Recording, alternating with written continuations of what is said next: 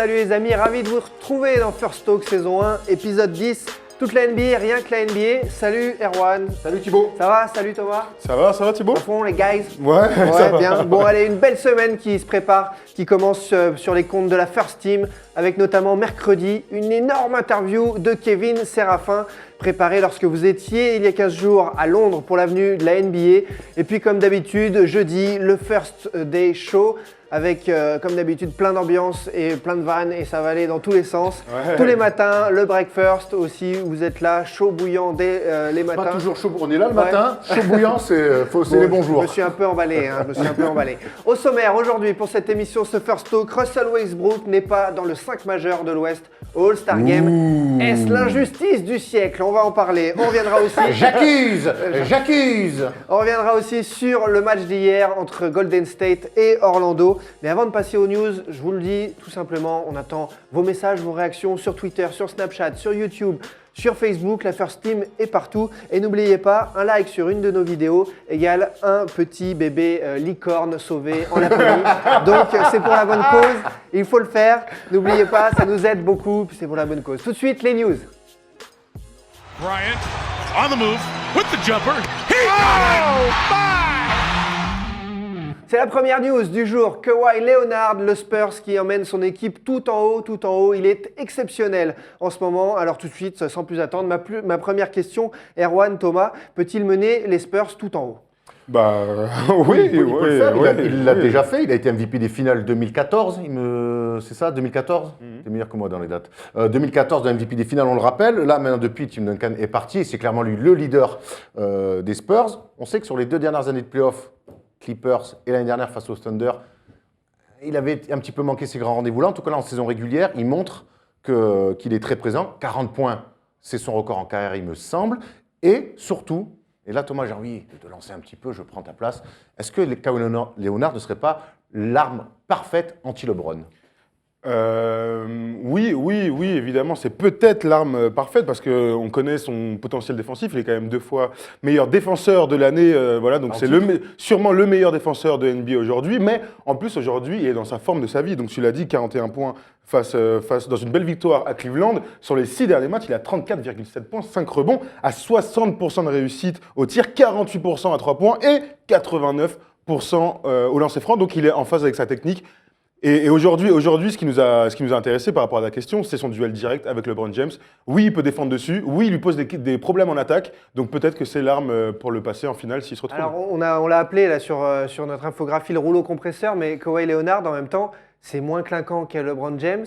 C'est pas marketing. C'est vraiment c'est malgré tout dans le c'est vraiment un sport. Mais alors j'entends bien tout ça, mais on reste quand même la NBA reste avant tout un sport et dans ce cadre-là, Kawhi Leonard est un basketteur ultime, il sait tout faire, on le dit, défend très fort d'un côté du terrain, progresse de saison en saison offensivement et surtout, c'est l'un des rares qui, des 2 côtés du terrain, athlétiquement, peut poser des problèmes à LeBron.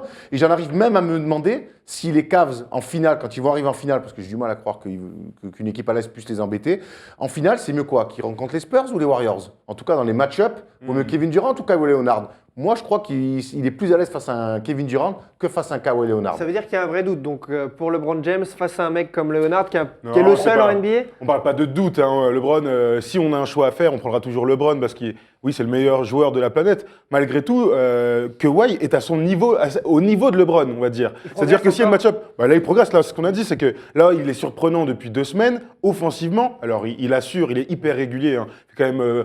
il passe rarement à côté, les matchs en dessous de 15 points, on en voit très peu. Il est très fort sur le fade-away, c'est un truc qu'il a développé au fil de sa carrière, donc très fort là-dessus. Il va chercher des fautes, il met des tomards dans la gueule, et donc il a une énorme progression sur son tir extérieur à 3 points. Donc aujourd'hui, dans un match-up LeBron-Kawhi, c'est peut-être l'un des seuls match-up, avec KD on va dire, dans lequel LeBron ne va pas forcément sortir vainqueur. Et alors, il est assez bien épaulé pour emmener les Spurs tout en haut ou il manque un tout petit truc encore à San Antonio? Alors, on sait que les Spurs, leur fonds de commerce aujourd'hui, c'est le basket, c'est de jouer juste.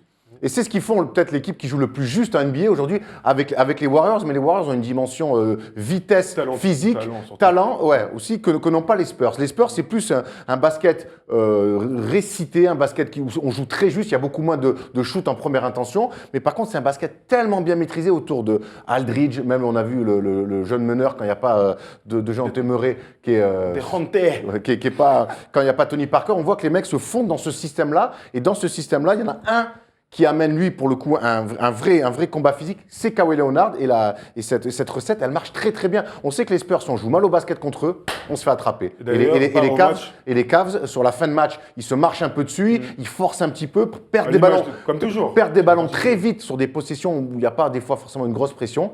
Eh ben ils sont payés derrière. Avec surtout qu'ils vont gagner là-bas sans Tony Parker et avec la blessure de Pau Gasol pendant quelques temps. Donc c'est quand même une énorme perf.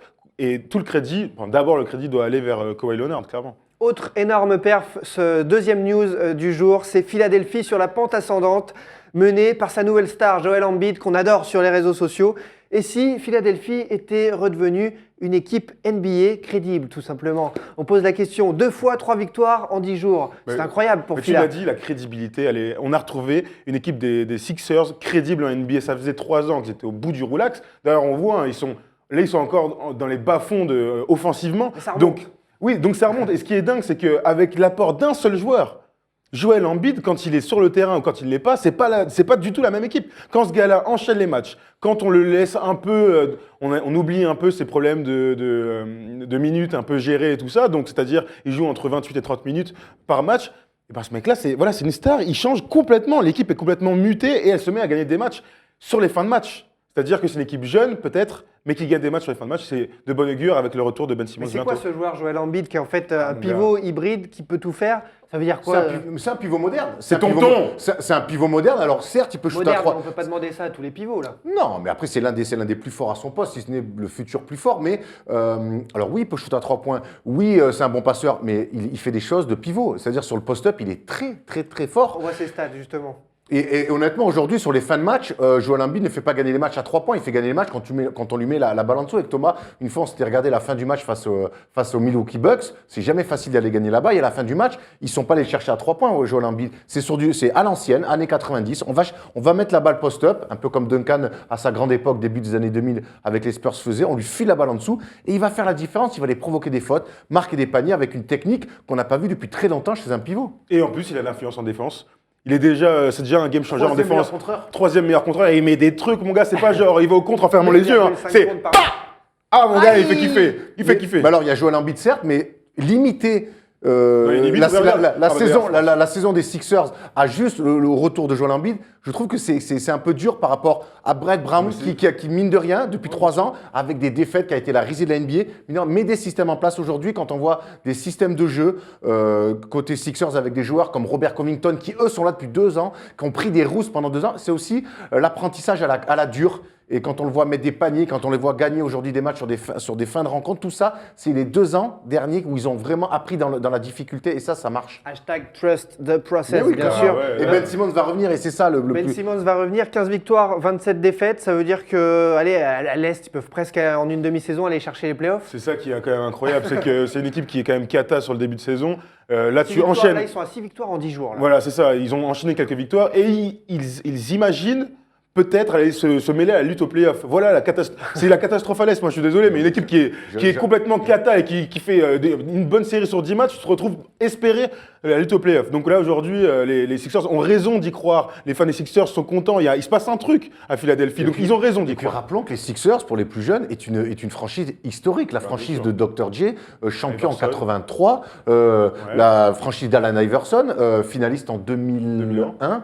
Voilà, c'est une franchise historique. Drafté Charles Barkley, qui a joué longtemps là-bas. Voilà, c'est une vraie franchise historique et c'est bien de revoir les Sixers au premier plan. Et on espère que les jeunes de Philly seront épargnés par les blessures. Justement, les blessures. Transition incroyable. Ah, magnifique. Bravo. Troisième news de la semaine, c'est un métier, l'hécatombe qui sévit en NBA à mi-saison, avec notamment quelques grands joueurs et quelques franchises touchées, comme les Clippers. Chris Paul, out 1 mois et demi, 2 mois, opéré du pouce gauche. C'est la grosse alors tuile, c'est la hein. cata, c'est la tuile. Ouais. Les Clippers, ils peuvent déjà dire au revoir à une belle saison. Non, enfin, le problème c'est que la NBA ça va très très vite. Oui, sur le principe, c'est catastrophique pour cette équipe qui qui est en fin de cycle depuis 1 an, on a l'impression.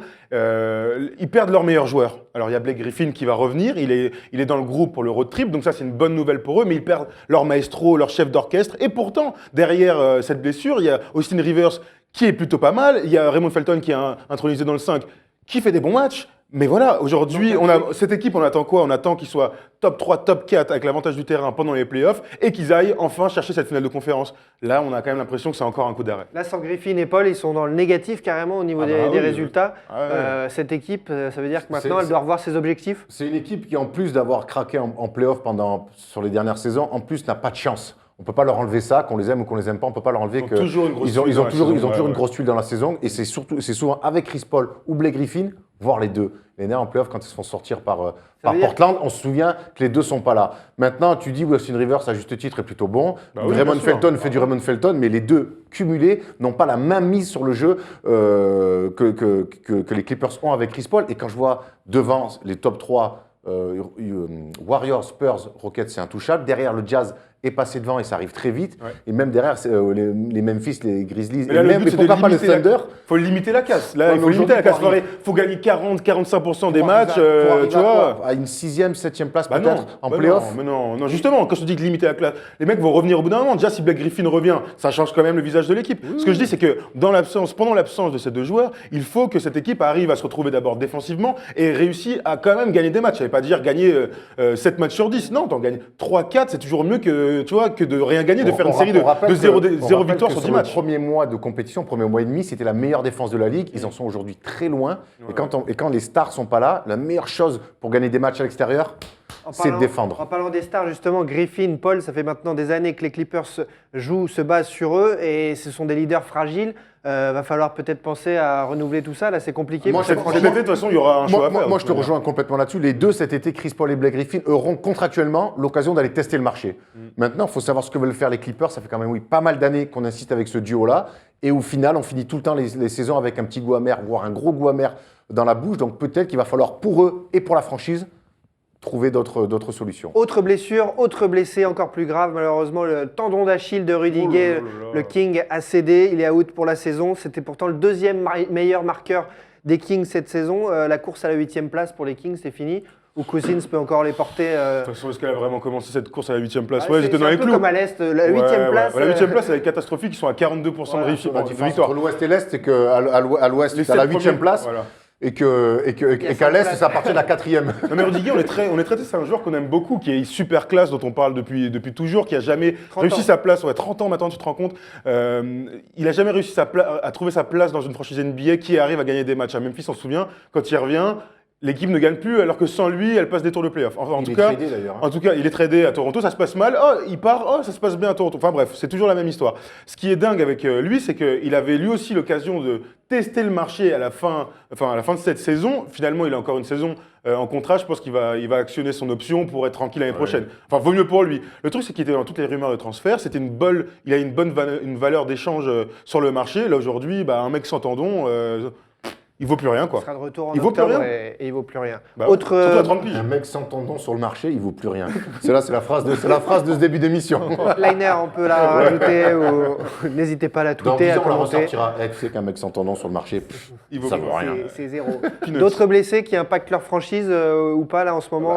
D'Angelo Russell est donc out pendant 2 semaines. Il n'a pas joué hier. Ça va pas impacter dans la le franchise. Petit match, dans le bon match face à Dallas. On va en parler tout à l'heure. Il a une entorse au genou, une petite entorse. Il a aussi une contracture au mollet. C'est quand même un mec qui tourne à 14 points, 4,4 passes et 3,7 rebonds. Donc ça fait, même s'il ne défend pas, ça reste un joueur de talent qui a besoin de jouer toute cette saison. Donc voilà, ça fait pour autant, petit impact sur les Lakers. Désolé Tom, ça ne changera rien sur les résultats des Lakers puisqu'ils ne peuvent pas perdre plus qu'ils ne le font en ce moment. Pour l'instant, D'Angelo Russell sauf un game changer. Ah ouais, c'est clair. 4e news de la semaine, on revient cette fois là, sur les toutes dernières rumeurs de transfert avec par exemple le rayon de soleil du 8, Goran Dragic qui pourrait vivre ses dernières heures à Miami. Vrai, faux, vous en pensez quoi? Échanger avec Ricky Rubio, on en parle aussi sur les réseaux sociaux. C'est pas excitant. Moi, je pense. Là, Ricky Rubio, il est un petit peu envoyé un petit peu partout, mais et surtout, alors on va revenir sur Goran Dragic qui est un combo à la base, qui n'est pas un vrai meneur, même si il joue depuis qu'il est arrivé à Miami. On sait qu'à Phoenix avec Eric Bledsoe, c'est plus un poste 2. Aujourd'hui, Minnesota a besoin quand même d'un vrai poste 1, d'un vrai spécialiste du poste de meneur. Et je suis pas sûr que Dragic, qui a quand même besoin d'aller, qui est quand même un slasher, un mec qui aime bien aller vite, c'est pas le plus grand des passeurs aujourd'hui avec le matos, la viande qu'il y a dans cette équipe-là. Ils ont besoin d'un meneur spécialiste du poste. Donc je comprends pas ce choix de Dragic. Ricky Rubio n'est pas un spécialiste du poste. Justement. Si, mais Ricky pourquoi Rubio. ça marche pas? Parce que c'est Ricky Rubio et que Ricky Rubio, déjà, quand tu commences ta carrière à 12 ans, professionnelle, parce qu'il a commencé très jeune, Ricky Rubio, genre à 15 ans et demi, genre à 15 ans et demi, donc forcément à 25 ans, t'as déjà 10 ans, non mais tu as déjà 10 ans d'expérience dans la bouche. Donc voilà, et puis Ricky Rubio, ça fait longtemps qu'il est là-bas, il est dans un pseudo-confort ou je ne sais quoi. En tout cas, ça ne marche pas. Mais c'est pas grave, ça pourra marcher ailleurs pour lui. Aujourd'hui, ils sont clairement à la recherche d'un meneur et je ne suis pas sûr que Dragic soit le meneur idoine pour cette équipe. Ouais, d'abord sur Dragic, il est dans les rumeurs de transfert, ce qui était un peu étonnant. D'ailleurs, on se souvient, il y a 2 semaines, on en a parlé, Erwan, on disait « Oh, mais Dragic met des cartons en ce moment. Même le Heat gagne des matchs grâce à Dragic, qui est dans les rumeurs de transfert. » Il y a toujours ce truc-là autour des joueurs NBA, les fins de contrat, les rumeurs de transfert. Les mecs, tout d'un coup, s'éclatent, mettent des points et s'amusent. Dragic, qui est dans toutes les rumeurs de transfert, ça fait partie de la refonte du Heat. On a du mal à savoir où est-ce qu'ils veulent aller. Ils ont signé Whiteside très très cher. Et autour, ils ont du mal à l'entourer. Donc bon, c'est un peu compliqué pour Dragic. Ensuite, on va parler, j'imagine, de Ricky Rubio. Et surtout, en même temps, et de la rumeur avec Reggie Jackson, qui est encore plus importante. Démenti par son coach de Détroit. Qui lui a envoyé un texto. Mec, on va pas t'échanger contre Ricky Rubio. T'es sérieux, quoi. Ils ont raison. Mais c'est le même profil, finalement. Reggie Jackson est un meneur combo. Les meneurs actuels qui sont dans le scoring, fort sur pick and roll, peut-être, mais qui ne sont pas des meneurs de jeu qui vont être gestionnaire à la fois des égos, donc c'est-à-dire que tu as Wiggins, Towns, Lavin, faut leur filer la balle, ces mecs-là. Et d'un autre côté, il a besoin de la balle, donc lui aussi un slasher, pour vivre et s'amuser dans une équipe. Donc c'était déjà le transfert, un perdant-perdant, comme j'ai rarement vu ces dernières années. En même temps, ces meneurs spécialistes du poste, ces vrais postes 1, ils sont de plus en plus rares. Ils sont rares. Ils sont de plus en plus rares. Alors moi, je crois qu'aujourd'hui, les Wolves, leur truc, c'est que l'année prochaine, il y a une draft de meneurs. Pourquoi pas attendre et tenter d'avoir, tu vois, de continuer à jouer le coup Chris Dunn, lui laisser le temps. L'année prochaine, aller chercher un mec dans le top 10, encore un meneur, et voir ce qui se passe. Ils sont pas pressés finalement, les Wolves. Et voyager avec ces deux-là, quoi. Voyager aujourd'hui. Avec un sophomore, il y a un rookie à la main. C'est compliqué, mais bon, tu vois, c'est mieux. C'est mieux que choper un mec avec un gros contrat et. Reggie Jackson aujourd'hui aux Wolves, c'est un non-sens. C'est un non-sens. C'est nonsense. Autre rumeur, autre poste, Chris Bosh de Miami qu'on ne voit plus là maintenant depuis des mois, qui est sur la touche. Il va mourir le gars, j'espère qu'on va pas le voir. Pourquoi les rumeurs l'envoient-ils à Chicago? Alors c'est assez curieux parce que Chris Bosh, il y a quelques semaines, avait déjà parlé lors d'une interview d'une éventuelle retraite. On sait qu'il est encore en contrat avec le Heat, même s'il ne joue pas, on sait qu'il est. Il prend énormément d'argent. Il a des cailloux dans le sang. Ses 2 dernières saisons ont été complètement tronquées à cause de ça. On pensait qu'il était revenu guéri, finalement. Il y a eu une rechute et que le Heat ne veut prendre aucun risque là-dessus, mais ne veut pas le transférer non plus dans une autre franchise. C'est assez curieux, même si lui ne prend pas officiellement sa retraite. Qu'est-ce que lui disait le docteur? Il y a assez peu de choses finalement qui. Parce que lui, il est sûr de pouvoir jouer. On sait qu'il y a pas mal de choses. Il n'y a rien qui transpire autour de cette histoire, donc ça serait curieux. On a envie de revoir Chris Bosh quand même, qui peut encore jouer, qui est un joueur quand même fantastique. Maintenant, j'espère qu'il ne mettra pas sa vie en jeu. Le mec a des gosses, une famille, ça vaut pas le coup d'aller jouer au basket. Non, après, pourquoi on l'annonce à Chicago aussi? Pourquoi parce que Dwayne Wade, parce que ses potes, parce que bonne équipe, parce que sur le poste 4, il y a qui sur le poste 4 à Chicago? Bobby Portis, Nikola Mirotic. On est d'accord, donc pourquoi pas à Chicago? Ça bouge beaucoup à Chicago, justement. Mirotic, Rondo sur la liste des transferts, on peut en même temps faire le pack complet. Là. Mais ça fait partie de toutes ces équipes qui n'ont pas de cap établi aujourd'hui. Là, de vouloir dégager Mirotic, d'avoir signé d'abord Rondo pendant 2 ans, et finalement ça se passe mal. Et finalement, Rondo a quand même dit j'ai signé cet été parce que c'était la meilleure situation pour moi, parce qu'on m'a promis des trucs, et 6 mois plus tard, on me dit des trucs différents. Qu'est-ce qui se passe dans le front office de Chicago? Je crois que même eux, ils ne le savent pas. Là, aujourd'hui, le GM n'a pas de cap dans cette équipe. C'est le bordel à tous les étages. Ah, c'est le bordel à tous les étages. Et donc, pourquoi pas voir arriver Chris Bosh sur le poste 4? En vrai, tout est possible. On va reparler. En cours de saison, comme ça, sans Mais ce qui est dingue, c'est que tu disais qu'il n'y a rien qui transpirait. Il y a un truc qui transpire quand même. C'est que Miami a dit nous, on va. Je croyais que c'était moi parce que je n'ai pas mis de déo. Je croyais que ça se sentait, mais tu me rassures un peu. On va le couper. On va faire en sorte qu'il ne joue les playoffs avec personne. Donc, tu sais, ils attendent très longtemps pour le couper. Donc il y a quand même un espèce d'imbroglio horrible avec Pat Riley. Très malsain. Miami n'est pas complètement clair parce que la carte de non, on te protège pour ta santé, mais alors en fait, on ne veut pas te lâcher pour que tu aies joué chez la concurrence. C'est très curieux ce qui se passe à Miami. La deadline des transferts, c'est bientôt, mais on aura encore le temps d'en parler. Juste avant de passer au focus sur le match Golden State-Orlando qui était hier à 18h sur Bein, qu'on commentait avec vous sur Snapchat notamment. Ouais. Il y a une petite image à vous proposer, c'est le futur Steph Curry qu'on a remarqué sur les réseaux sociaux, un gamin de North Carolina, Asher Lucas. Qu'est-ce qu'il a fait? Il a été filmé, il a mis un panier à 3 points du milieu, et puis il s'est relancé pour un deuxième. Qui dit deuxième, dit troisième et 800 000 vues dans la foulée.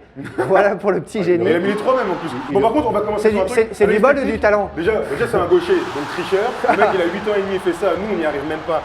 À Malakoff, avant d'aller prendre la douche, après chaque entraînement, on faisait des concours du milieu de terrain. Mon gars, ça pouvait prendre 2h30 pour en mettre un seul. Là, mon gars, il est là 3 sur 3. Moi, j'ai jamais vu ça, je te le dis. 3 sur 3 en public. Bon, tout de suite, Public. focus, jingle. They do have a timeout. Decide not to use it. Curry, way downtown. Bang! Bang! Les Golden State Warriors sont en pleine bourse, 118-98 hier soir face à Orlando, des Magic orphelins d'Evan Fournier, toujours blessé au talon. Messieurs, un tout petit mot sur cette rencontre que vous avez suivie hier. Sans intérêt. Ça Merci. fait partie de tous ces matchs. Non mais il y a une équipe qui marche sur l'eau en ce moment, certes, et puis tu as cette équipe d'Orlando. Alors, Pourtant, ils ont fait une bonne première mi-temps, c'est ça qui est fou. non mais même qu'on ça- joue pour une non, bonne mais première mi-temps. c'est Bonne une- première mi-temps parce qu'on jouait à midi et que Non, ça change, mais ça change les habitudes. Parce que tu joues une grosse équipe de la Ligue et que tu es un petit peu... Voilà, tu as envie de faire bonne figure, mais mon Dieu, que cette équipe du Magic, elle ne veut rien dire. Alors, ça m'embête de dire ça pour Evan Fournier, qui était blessé pour la 5e fois d'affilée et qui, lui, arrive à faire des stats. Mais on a envie de voir Evan, qui est en pleine bourre, statistiquement parlant, même s'il est blessé en ce moment, il réussit quand même une saison correcte. Waouh, mais qu'est-ce que c'est que c'était. Et tout à l'heure, on parlait des transferts éventuels, on parle de Goran Dragic à Orlando. Ils font n'importe quoi. Je veux bien que ça soit la NBA, mais juste un petit mot sur Orlando, même si c'est pas l'angle du truc, et heureusement d'ailleurs. Oui, dépêche-toi. Mais c'est censé être la meilleure ligue du monde, mais chez les GM, il y a quand même 5-6 pipasses. Oh là là là là là là, il y a des escrocs. C'est des Christophe Rocancourt, nos amis. Quelle honte. Mais cette équipe, elle est montée, c'est n'importe quoi. Et d'ailleurs, hier, quand t'exploses comme ça, bon bref, ils m'ont énervé, le Magic. Il va aller se calmer 2 secondes. Nous, on va parler du zoom de cette semaine sur Draymond Green. Draymond Green qui continue d'être le leader charismatique finalement des Golden State La Warriors. grande gueule de l'équipe, ouais, t'as raison. Draymond Green fait une saison... Alors voilà, je vais vous dire les stats. Alors là, c'est sa saison. Donc 10 points, 8,7 rebonds, 7,7 passes, c'est de très bonnes stats, 3 triples-doubles, 13 triples-doubles l'année dernière. Donc voilà, je voulais faire ce petit comparatif. L'année dernière, quand même, Draymond Green tournait à 14 points, 9,5 rebonds, 7,4 passes, 49% au tir, contre 44 cette année, 38% au tir à 3 points, contre 32% de cette année. Donc il y a quand même une vraie baisse statistique pour Draymond Green cette année, ce qui est normal, puisque sur son poste, il y a quand même Kevin Durant qui prend beaucoup de rebonds, qui est... Mais c'est vrai qu'il reste le leader malgré tout. Il y a une baisse de stats, mais quand il faut qu'il y ait un mec qui aboie. En fait, c'est lui le capitaine à bord du navire. Parce qu'on parle tout le temps de Steph Curry, qui est la star incontestée, Kevin Durant et tout ça, mais quand il faut aller se battre, quand il faut aller engueuler les autres, quand il faut se jeter par terre, c'est toujours lui, et il n'a pas perdu ce rôle-là, et c'est quand même très cool Ça, c'est de le voir. C'est capital dans une équipe. Mais c'est primordial, c'est la Surtout dans cette équipe-là. Mais c'est la force de ce personnage-là, c'est qu'il n'a pas besoin de mettre 25 points par match. Tu dis que ses stats sont en baisse, sauf une catégorie. C'est les passes. Les passes. Ouais. Les passes. C'est un joueur qui sait tout faire sur un terrain, qui n'a pas de grande spécialité. C'est pas un super shooter à 3 points. Si, peut-être s'il a une vraie spécialité, ça serait peut-être la défense. Oui, c'est un très Voilà. fort défenseur. Donc aujourd'hui, Hurler sur les arbitres aussi, non? oui, non, Spécialité. mais après, c'est un joueur comme on n'en voit plus, ou peu en tout cas. C'est un aboyeur. Alors certains diront qu'il en fait trop. Moi, je dis qu'il en fait pas trop. Il a besoin, quand il va remettre Kevin Durant lui mettre une saucée là, sur une possession mal gérée, d'un match qui perd d'ailleurs face à Memphis, c'est lui qui fait ça. Alors c'est vrai qu'au niveau du talent, il est bon talentueux, il n'y a rien à dire. Curry, Thompson, Durant, c'est au-dessus, mais c'est des gentils, on peut dire, même si Kevin Durant essaie de se donner des airs de bad boy, ça reste des gentils ou des taiseux ou les deux. Lui, c'est un vrai méchant, un vrai bad boy, il va mettre des tartes, il va rentrer dans la tête de LeBron, il va rentrer dans la tête des mais superstars. voilà, c'est bien en que tu parles de ça. Voilà. Lui, il met quand même un énorme taquet à LeBron, mais ça fait partie du jeu, c'est ça qu'on aime. Tu vois, non mais Alors, il y a LeBron en face, c'est peut-être le seul dans la ligue aujourd'hui de lui mettre un qui est tampon. capable de lui mettre, j'allais dire une droite, mais oui, un tampon.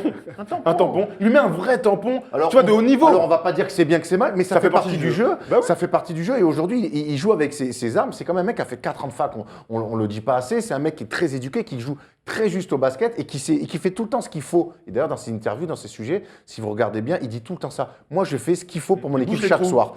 Il bouge les trous. Et c'est ce qu'il fait parfaitement bien. Et ses stats, même si les points c'est moins bien, son impact, pour moi, il n'a pas bougé, voire peut-être il a peut-être plus augmenté parce que c'est lui qui fluidifie. Ça veut dire que c'est un altruiste, et ça c'est capital dans un sport collectif comme ça, et d'autant plus avec des individualités comme Curry ou Durant. Ça veut dire que ce mec-là, c'est la prunelle des yeux des Warriors. Mais absolument, tu as bien résumé le truc. On l'a dit, c'est pas un surtalentueux, c'est-à-dire que si tu le mets dans une équipe de naze et on lui dit allez, fais des stats et fais gagner des matchs, Il va pas faire gagner des matchs, c'est pas ça son rôle, c'est pas ça son truc. Lui, son meilleur rôle. Quoique quand on voit sur le match des finales. Regarde les JO, il est tellement nul par rapport aux autres. Mais parce que. Mais je te. Attends, mais je te parle- il joue 5 minutes. Mais ça marche pas comme ça. Moi, je te dis que. ça marche comme Regarde, ça. DeRozan, au début, il joue pas du tout. Mais dès qu'il rentre, mon gars, talent incroyable. Ouais, mais Draymond Green. Je pense pas. Mais qu'on moi, je te parle de talent basket. Draymond Green, tu le mets dans une équipe, il va pas te faire 25 et 12. Tu vois ce que je veux dire? Oui, d'accord. Voilà, même 20 et 12. Je suis même pas sûr qu'il te fasse ça un jour. Non, mais par malgré contre, c'est tout, un mec son talent, dans les- c'est ça. dans les- C'est qu'il fluidifie tout. D'accord, mais dans les grands rendez-vous, il est aussi capable de mettre des Ouais, gros on parle cartons. pas de ça, là. Et sur les finales. Non, mais si, Ça moi veut tu me dire parles que- des JO, je te parle du match 7. Ouais, ouais, du, une du match, défaite. du match 7 sur une défaite. Ouais, d'accord, merci. Hein, donc ça se joue à rien.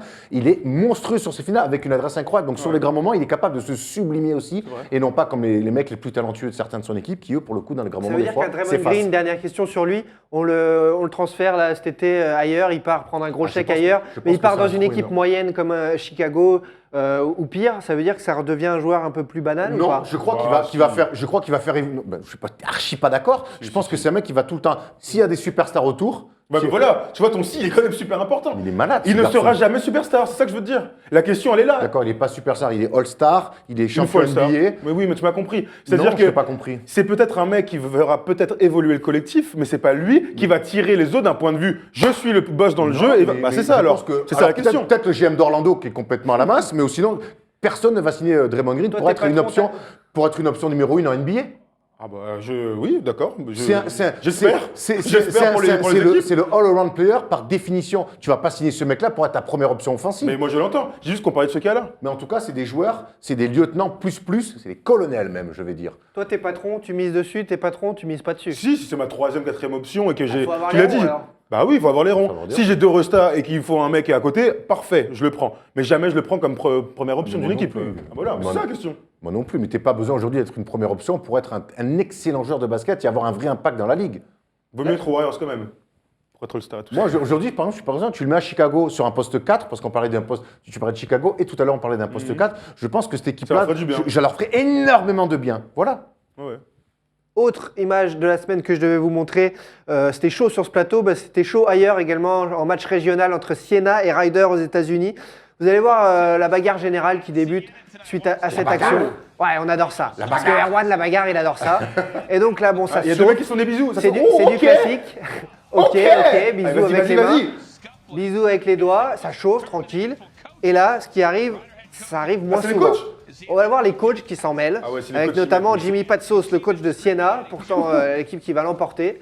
Et vous allez voir la séquence surréaliste, surnaturelle, tout ce que vous voulez. Regardez-le là, à gauche de l'écran, il serre des mains imaginaires. À la fin du match, il repart au vestiaire en serrant des mains Parce que le imaginaires. coach, elle est direct au Parce c'est que barré, l'autre, il est ouais. reparti directement. Voilà la séquence lunaire de la semaine. C'est un plaisir de vous la présenter. On passe au grand débat du jour. Russell Westbrook est-il victime de l'injustice du siècle? Il n'est pas dans le 5 majeur à l'Ouest au All-Star Game. Jingle.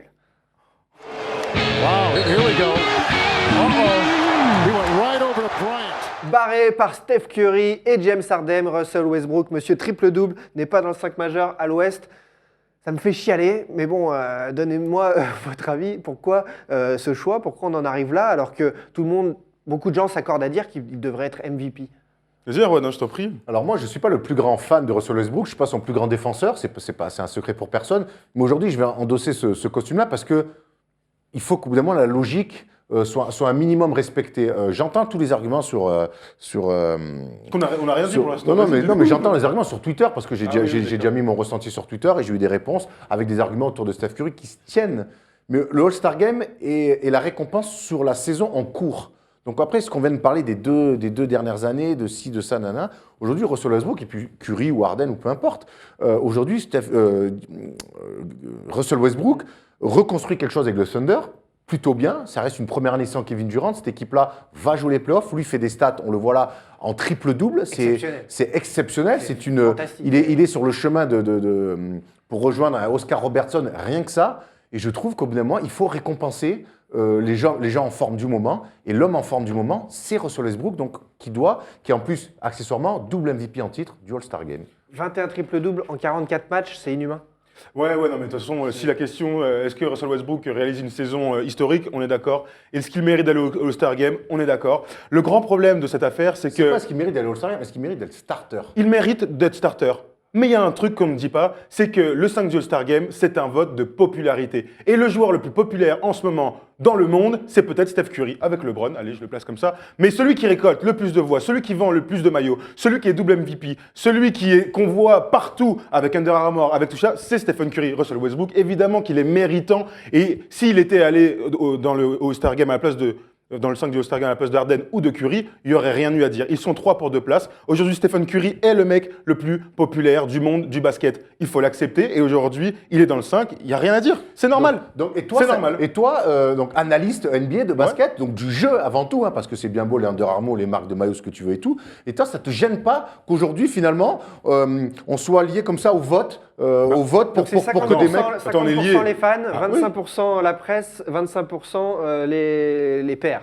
Non, mais donc ça veut dire qu'il y a quand même 50%, tu vois. Alors, on va voir les stats de Steph Curry qui sont tout à fait honorables, mais je te dis, c'est la vérité. D'une saison, le All-Star Game en février, on fait le point à mi-saison. Pas pour le 5. Regarde, je te pose une question. L'année dernière, est-ce que Kobe Bryant méritait d'être dans le 5 du All-Star Game? Il l'était, ça faisait 10 ans qu'il l'était. Sur les 3 dernières saisons, il ne méritait pas. Il ne faut pas confondre le je vais au All-Star Game, c'est-à-dire que sur Basketball Référence, tu as une petite étoile, et je suis dans le 5 du All-Star Game. C'est un vote de popularité. Il faut l'accepter comme ça. C'est tout, il n'y a rien d'autre. C'est le mec le plus populaire entre les deux, c'est Stephen Curry. Moi, je suis désolé, à partir du moment où tu suis l'NBA, tu te dois aussi d'avoir une forme d'objectivité. On parle d'affect. D'accord.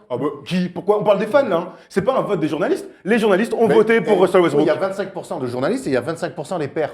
Et donc, alors, il y a 50%, il y a quand même 50% de gens qui sont censés avoir une certaine objectivité sur les choses. Et donc alors, qu'est-ce qui est sorti comme résultat? Pour toi, c'est pas Steph Curry qui est sorti. Peu importe, fan, pas fan, journaliste, pas journaliste. Moi, pour toi, tu trouves ça normal que le système fasse que un mec comme Russell Westbrook, avec la saison qu'il fait, ne soit pas titulaire All-Star Game? Je trouve ça tout à fait normal, parce que je vais le répéter une 3e fois. C'est un vote de popularité. Et quand je suis fan, tu ne demandes pas à un fan d'être objectif. Justement. Le fan n'est pas objectif par définition. Moi, si je suis fan et que je trouve que Stephen Curry c'est le plus beau, c'est le meilleur de tous les temps, eh ben je voterai pour lui et je veux le voir dans le 5 du All-Star Game.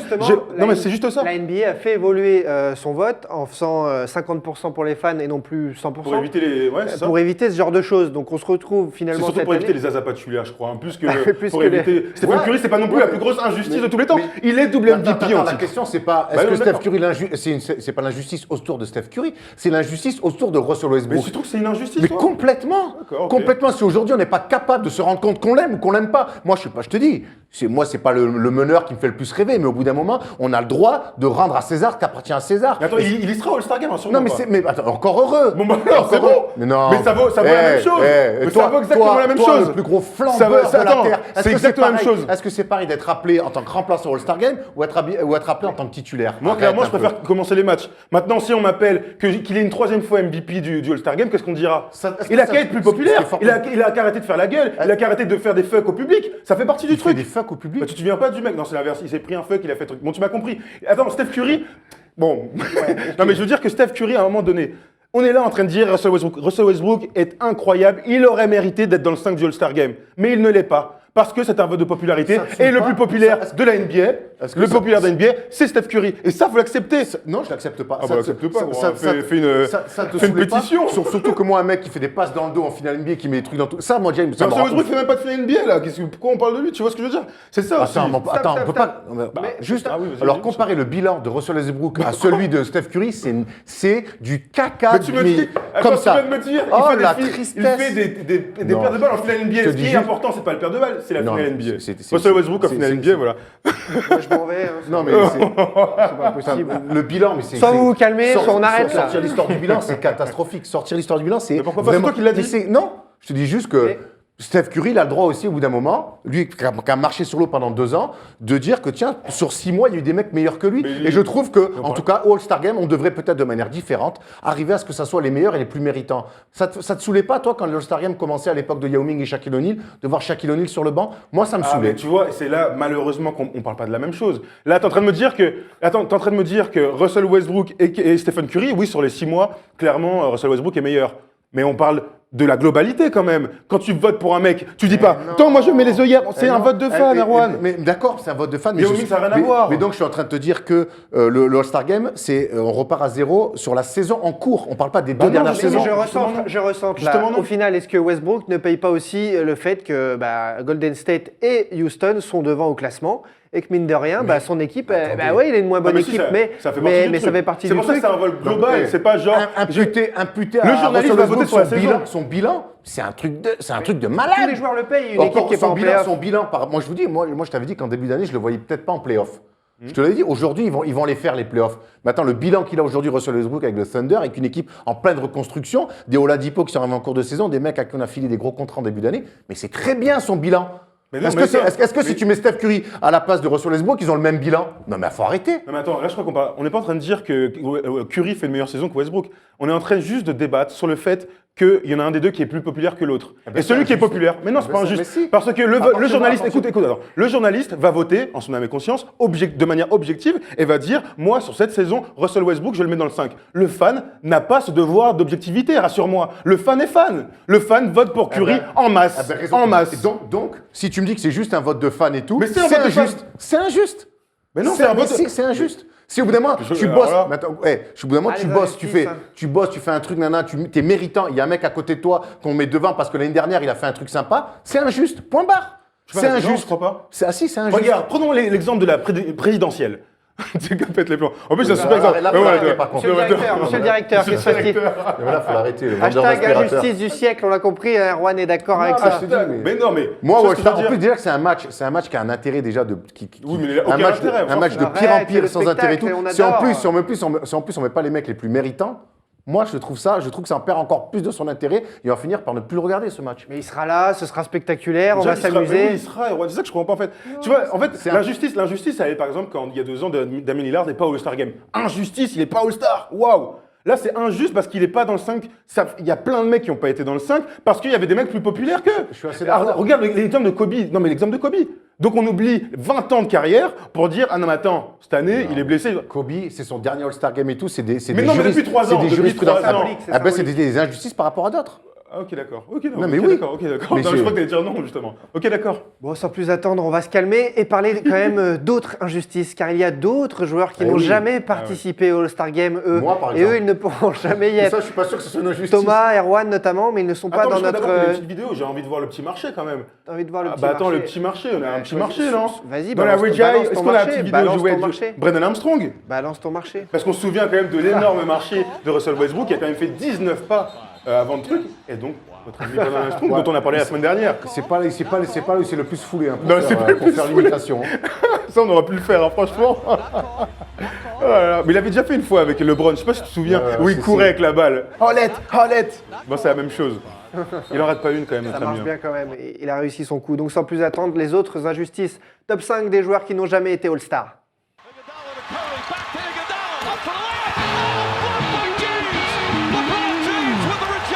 Le numéro 5 des joueurs qui n'ont pas été All-Star, on commence avec un mec des Atlanta Hawks qui s'appelle Josh Smith et qui n'a donc jamais eu son étoile.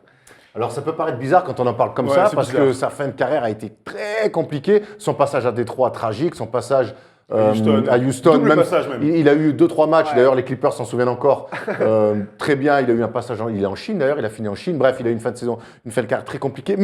Mais en tout cas, il a eu 3, 4 ans, 5 ans presque avec Atlanta, qui était une équipe qui faisait des demi-finales de conférence, qui était une bonne équipe de la conférence Est avec Joe Johnson. Et il aurait mérité certainement une époque de faire partie du All-Star Game. On ne parle même pas d'être starter, mais d'être sélectionné par les coachs sur le poste 3-4, une équipe qui tournait bien. Lui avait des vrais stats, bon défenseur, bon attaquant. Spectaculaire. Attends, ce qui est dingue, c'est que j'ai regardé un truc vite fait. Attends, il est plus en NBA depuis qu'il a 30 ans. Le mec a arrêté sa carrière NBA à 30 piges. Tu vois à quel point c'était un fou furieux. On se souvient que Détroit lui avait filé la totalité de son contrat pour le laisser libre. Alors qu'il lui restait, je sais plus, 30 millions à lui donner, 20 millions, 30 millions. Josh Smith, c'est quand même 8 saisons à plus de 15 points, 8 rebonds, dont une superbe saison, l'année du lockout 2011-2012, 18-8, 9,6 rebonds. Ce sont quand même des stats de All-Star. Et tu l'as dit, une bonne équipe. Alors Joey Johnson y allait souvent à sa place. C'est ce qu'on disait à cette époque. Mais on se souvient aussi que Josh Smith, c'était un mec qui faisait les concours de dunk, qu'on voyait souvent mettre des posters, il avait un bon style. Et c'est ce genre de mec d'habitude qui a au moins une sélection, tu vois. Il lui a manqué le petit truc pour franchir le cap. Mais tu sais qu'il fait partie de ces mecs comme André Iguodala, comme Ron Artest, des très bons joueurs qui ont une ou zéro sélection All-Star Game. Numéro 4. Les Iguodala et Artest, on en a eu Oui, au moins. c'est pour ça, une ou zéro, mais tu vois, c'est ce même type de joueur. Numéro 4 de ce classement des joueurs qui n'ont jamais été All-Star Game. Il jouait dans la fin des années 90, début 2000, les grands matchs entre Los Angeles et Sacramento. Le meneur Mike Bibby n'a jamais été All-Star. Ça, c'est incroyable. Alors, c'est vrai que lui, Avec le pareil, recul, surtout. avec C'est le fou, recul, ouais. parce que c'est lui, quand même, on se souvient que Mike Bibby est transféré contre Jason Williams.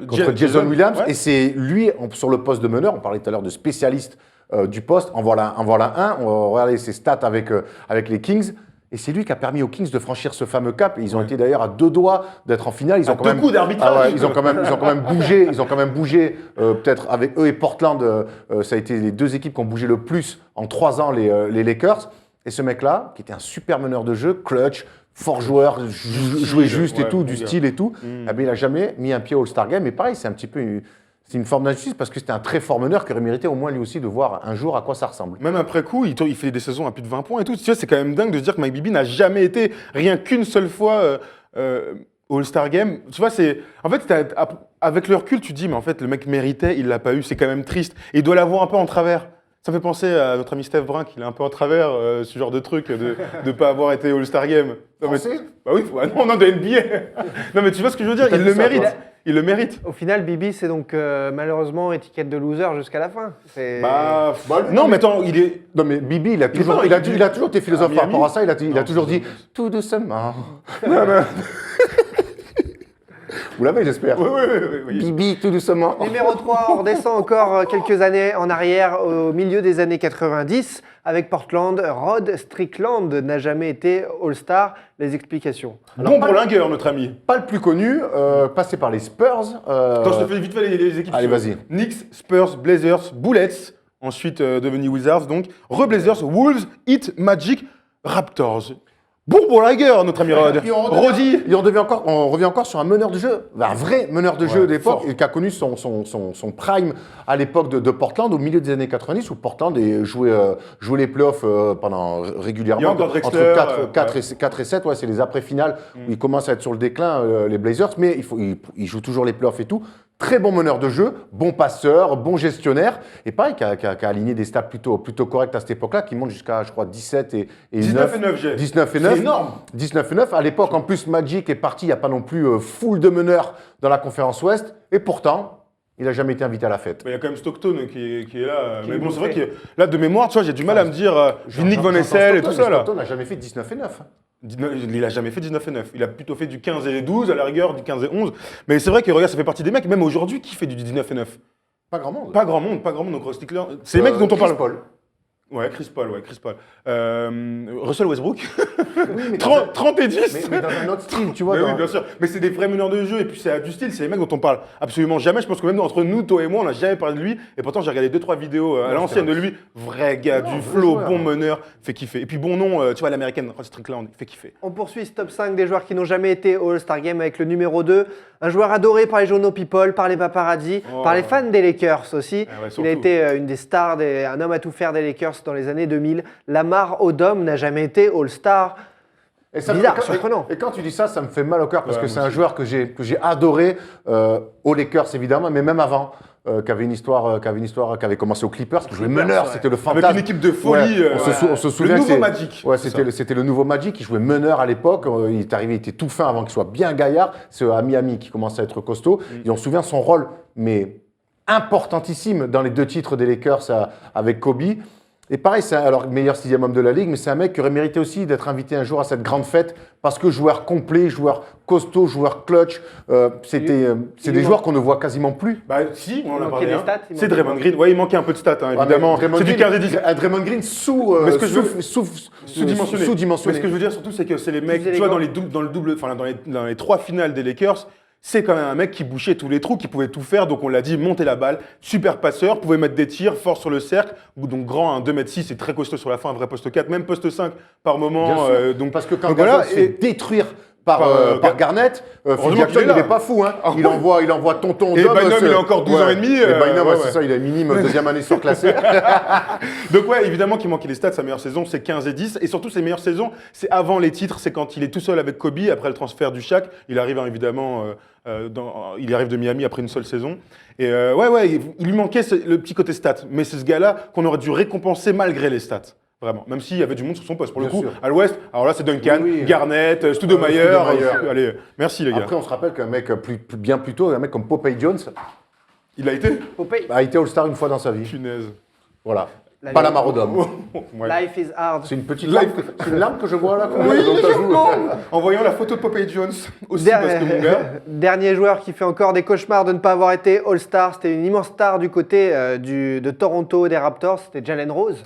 Et Jalen Rose, pareil, jamais All-Star, il était barré. Comment ça s'est passé? Alors Jalen Rose, c'est à Indiana qu'il avait commencé sa carrière à Denver, et ensuite c'est à Indiana aux côtés de Reggie Miller. Ouais, c'est aux côtés de Reggie Miller. Indiana quand ils font les finales face aux Lakers, toujours les Lakers. Non, mais il est passé à Toronto aussi, hein, c'était tout à fait juste. Et pareil, il a plus de 22 points par match, 5-6 passes.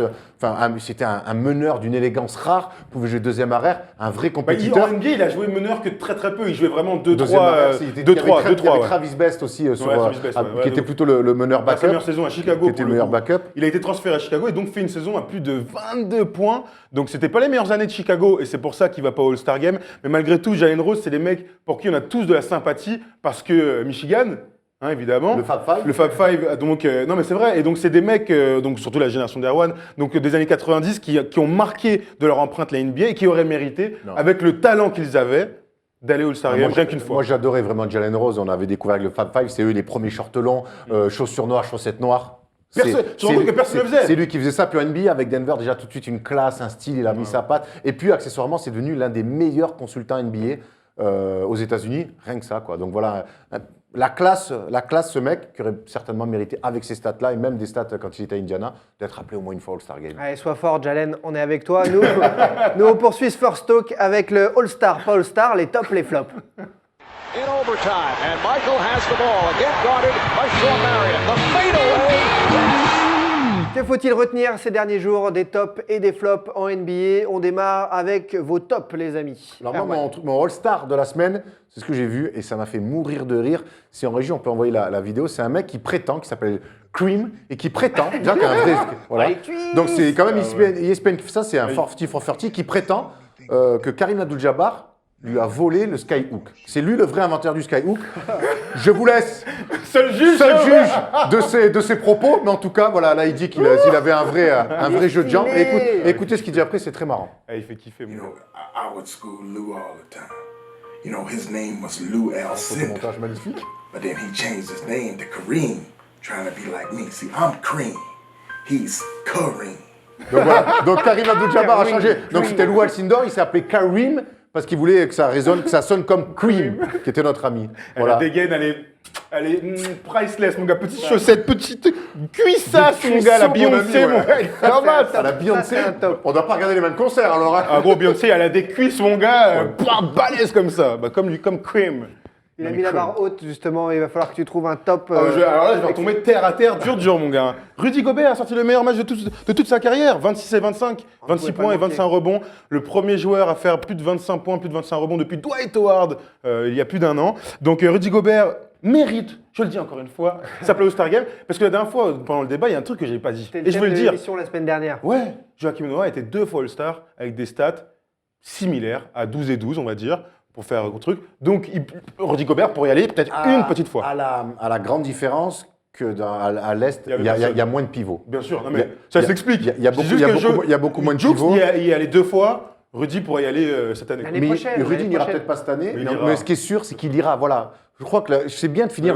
On peut avoir des avis cette année sur Rudy Gobert. Il ira pas. Dans la sélection, je trouve qu'il va y aller en plus. Trop tôt. Mais bien sûr qu'on veut qu'il y aille. Mais en tout cas, s'il y va pas cette année, mais on est sûr qu'il va y aller. Son équipe a un vrai avenir devant elle. Lui, il n'a que 24 ans. Il est en train de franchir des étapes 3 par 3. Il va y aller un jour. Qu'on lui mette pas de la pression, qu'on lui martèle pas ça en tête. Défenseur de l'année, ça serait déjà Magnifique. Incroyable. Excellent, c'est top. On passe au flop de la semaine. On va sourire aussi avec vous. Alors, Ouais, je suis pas sûr. Hein. Non, Ah, moi, si, sourire, quand moi, même, je vais parler de mes Knicks. Ah On va parler de nos équipes de cœur. Ouais, moi, je suis ça me fait déprimé. sourire, les Knicks. Non, C'est je pas suis- possible d'en arriver à ce Non, niveau-là. je suis déprimé. Catastrophe. Ici, on se rappelle bien, ça fait 3 ans d'affilée que les Knicks commencent pas trop mal leur saison. Et dès qu'on arrive janvier, mi-janvier, là par là, dans cette période-là, c'est là que les Knicks explosent à chaque fois. Comme les Kings. Ça commence bien et ça Drôle de explose en compar- vol. La prochaine fois que tu compares les Knicks aux Kings, je me lève. Et il y a bagarre en direct. Ah, mais- Non, mais tu veux, Est-ce qu'on peut quand même les comparer aux Lakers alors Mais c'est la même, en tout cas, c'est la même galère. c'est assez curieux. Ça fait 3 ans que les Knicks entretiennent un petit peu l'espoir et au final, et en janvier, pam, ça explose. Parce que là, on a du mal à les imaginer renverser la tendance, que ce soit sportivement et avec toutes les rumeurs de trade qu'il y a autour de Melo. Et surtout Ça quand me on. déprime. Dès que là, quand on parle, ça me déprime, mon Ouais, gars. Ça, mais ben voilà. vous méritez mieux, vous, les Knicks fans, les Knicks, la Knicks Nation.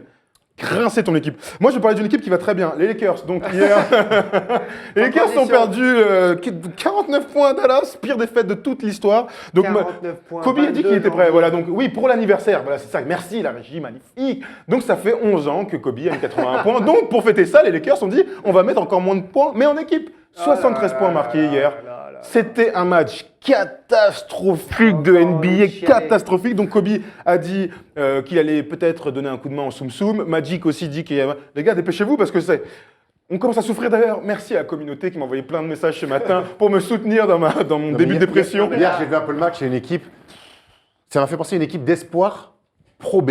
Championnat que j'ai malheureusement connu Et qui n'existe plus. et qui n'existe plus. Dieu merci.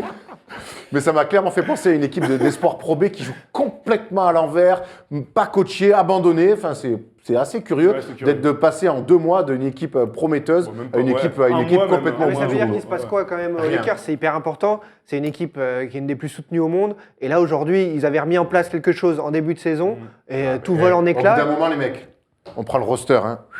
Ouais, ouais. Il y a, voilà. Il Bah, c'est pas- n'y a pas des jeunes de talent Non, si, Ouais, pas assez, Randall, pas assez Russell. pour les gagner des matchs. Non, il y a des jeunes de talent. Le truc, c'est qu'ils avaient réussi à créer quelque chose autour de Luke Walton qui s'est effrité en un mois et quelques défaites.